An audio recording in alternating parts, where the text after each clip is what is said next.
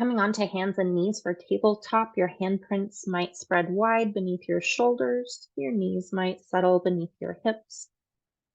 Maybe you can practice cat-cow here, inhaling, letting the belly button become heavy towards the floor, pressing the mat away with both hands, making space between your sternum and the mat, pressing the back of your head towards the sky, maybe looking at the mat in front of you. This is cow pose. Grab the mat towards your knees with your hands without moving, activating the front body. Notice the increase of your belly stretch here. Inhale, inflate, add to that more. And on an exhale, tuck your tail. Press your spine skyward. Press both handprints into the mat. Make space between the shoulder blades as you tuck your chin for cat.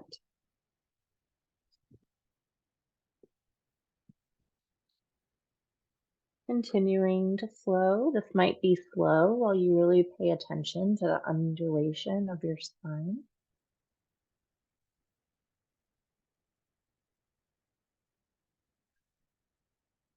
Notice your breath at the same time. Can you press into each knuckle in your handprints? Maybe gluing each long finger to the mat.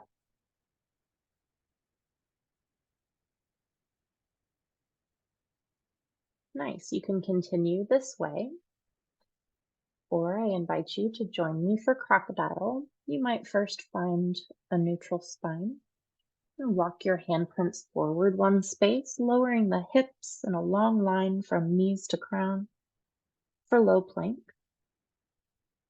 Now, keeping the elbows in close to skim the rib cage, lower slowly, bringing your belly and then your sternum to the mat. Your nose might hover just above the floor.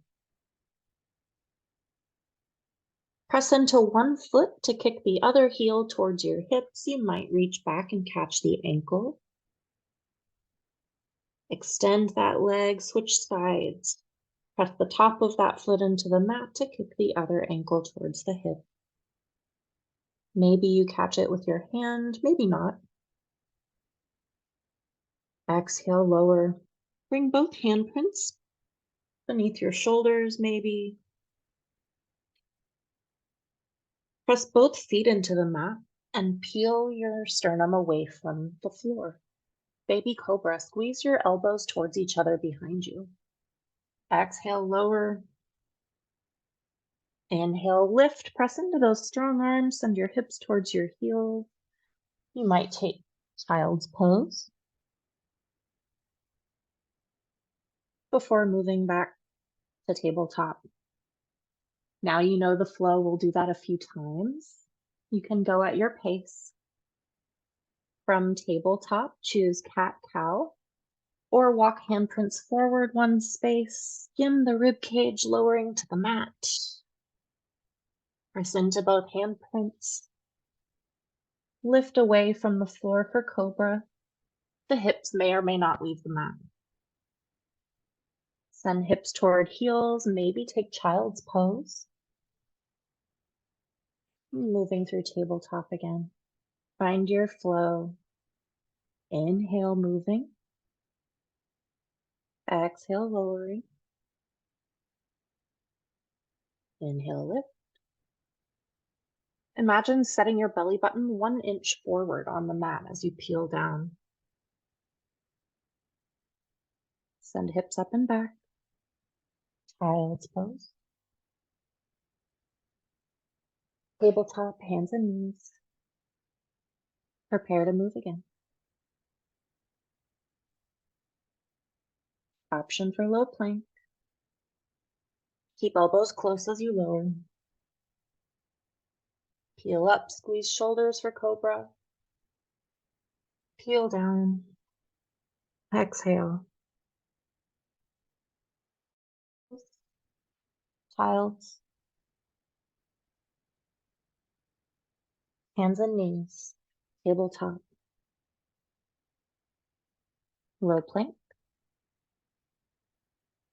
chaturanga, or crocodile, cobra. Maybe pressing long into the arms to scoop the knees off the mat. This is upward facing dog. Lower again. Hips meet the heels. Tabletop. One more round. You've got this. Low plank. Lower all the way down. Squeeze the elbows together, lift the chest for cobra, peel down. Inhale, lift the hips towards the heels. Child's pose. Inhale, tabletop. This time, tuck the toes. Rock the heels back to hover your knees. Bend your hips towards the sky. Find downward facing dog. From here, walk your hands wide. You might choose to walk your feet wide. Maybe walk your hands towards center. And walk your feet towards the midline as well. Continue switching, making a wide stance with your hands and a wide stance with your feet. And then a narrow stance with your handprints and a narrow stance with your feet. Draw the belly button towards the spine as you continue to move. Take your time. Let the movements be intentional. Moving hand in hand and foot in foot. Hand in hand, foot in foot. Hands wide, feet wide. Breathe in, lift the hips. Breathe out, draw in your corset. Inhale, lift the hips, walk the handprints one space towards the feet. Do that again, this time moving the feet towards the hands. This time walk the hands away from the feet. And walk the feet away from the hands. Handprints step in. Footprints step in. Hips lift higher. Heels might be closer towards the floor. Feet can step back one footprint at a time as your handprints step forward, one foot at a time, one hand at a time. You know what I mean. Inhale, lift the heels, lift the hips. Exhale, lower the heels, lengthen the backs of the legs. Walk your hands and feet to meet. Forward fold. You can bend your knees, maybe rest your chest on your lap. Your hands might reach toward the floor or reach for opposite elbows, hanging. You can nod your head yes, or shake your head no. Root to rise, press into both whole footprints. And lift your spine one vertebrae at a time, curling, tucking the tail. Letting the arms hang heavy, shoulders can stay shrugged. Until you lift them and turning the thumbs outward, rolling the head up last. Pausing in your tall mountain pose. Grip the mat with both feet. Maybe lift your toes, spread them wide, and set them back down.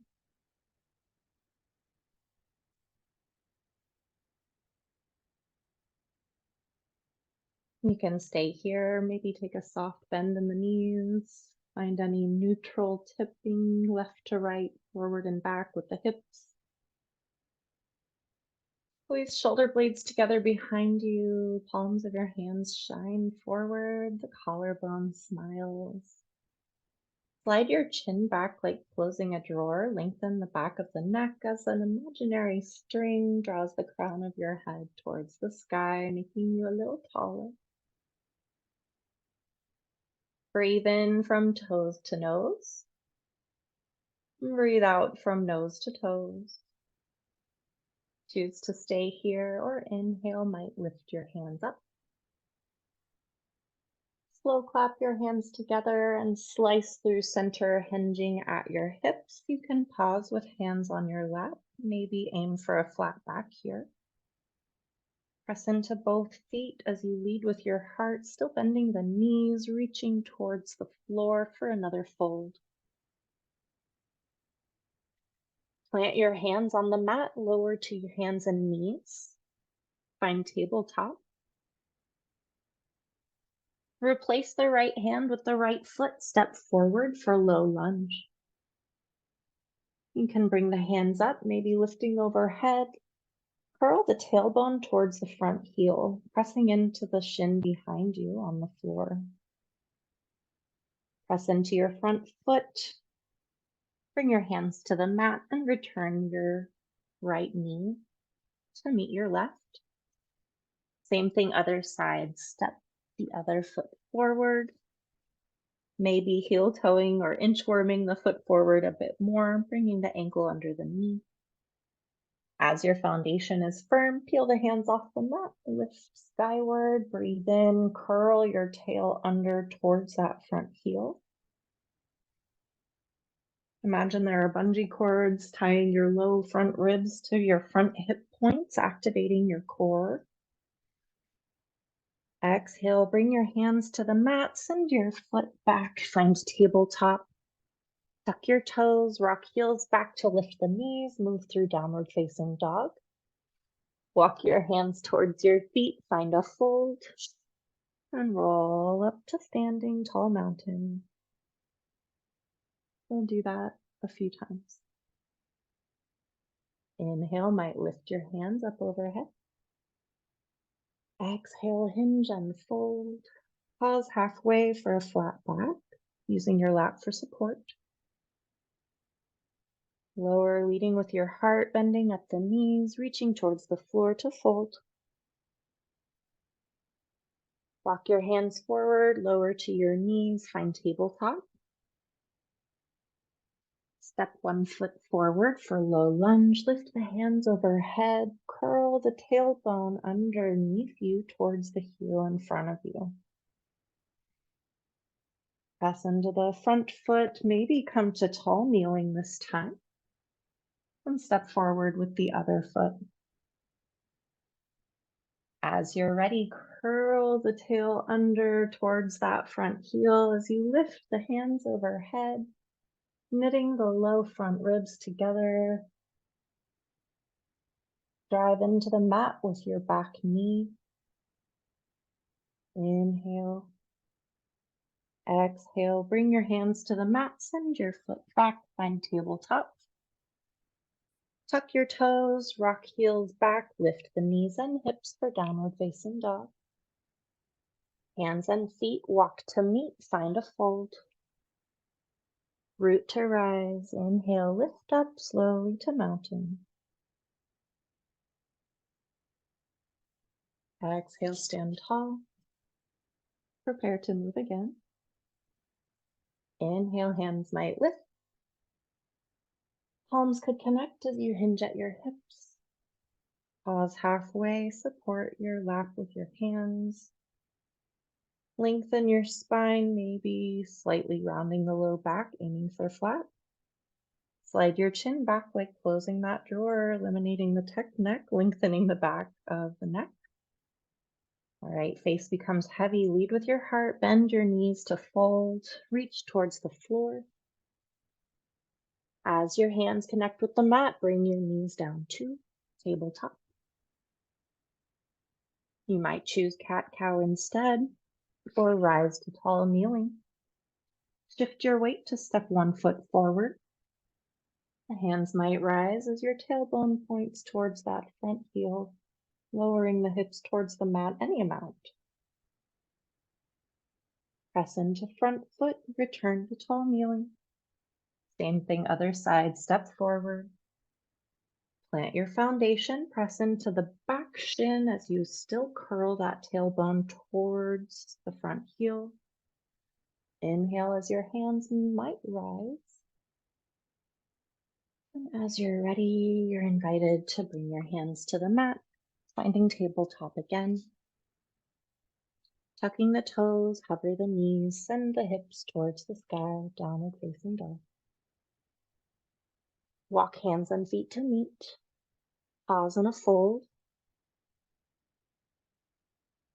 Press into both feet to rise up, rolling through the spine, lifting the head last. Pause in mountain pose.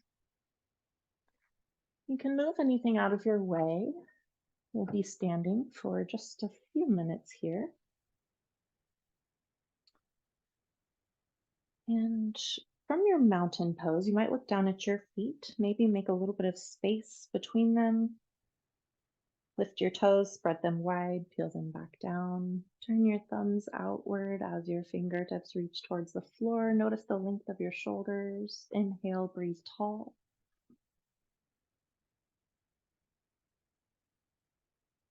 Shifting your weight into one foot, you might lift the other knee, bending it, bringing it to hip level, and externally rotating out to the side.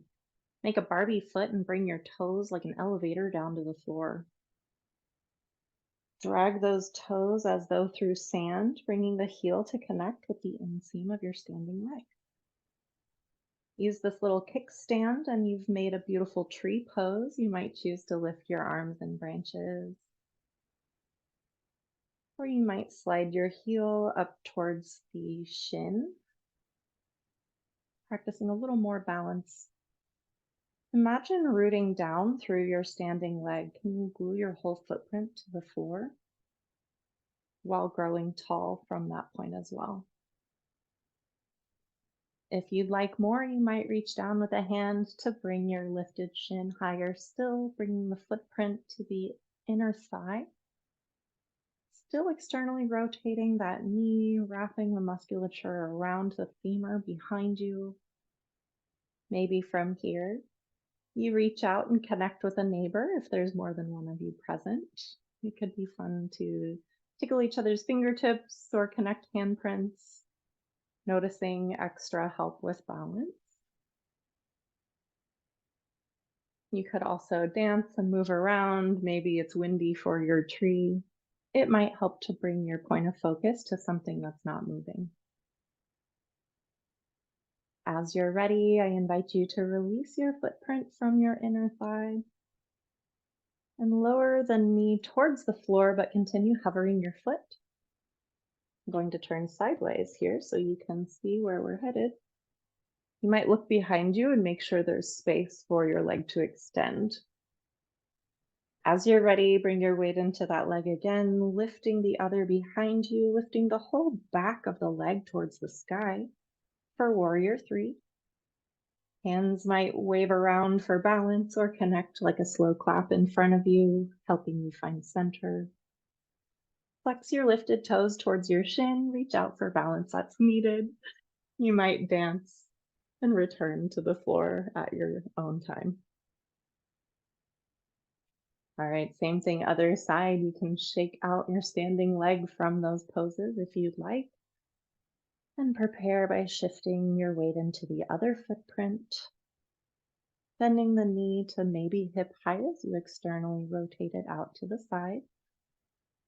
Make that Barbie foot, lower the toes to the floor. And slide the toes through imaginary sand, connecting the heel with the ankle.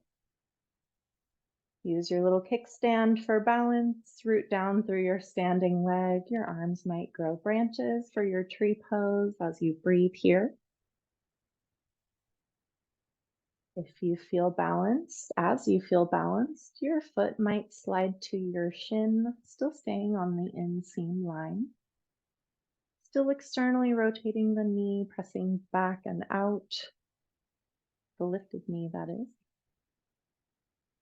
Stay here, allow your tree to blow in the breeze. Maybe let your point of focus find something still on the wall or in your space. If you'd like more balance still, your hand might help your ankle lift as your footprint connects with your inner thigh. Notice the musculature of your inner thigh, and as you connect your footprint, stamping it down into the earth beneath you, can you press those inner thigh muscles into your footprint as you drive your footprint with that strong lifted leg into the inseam of your standing leg? As you feel that connection and still root down through that foot beneath you, maybe your hands lift again to grow branches again.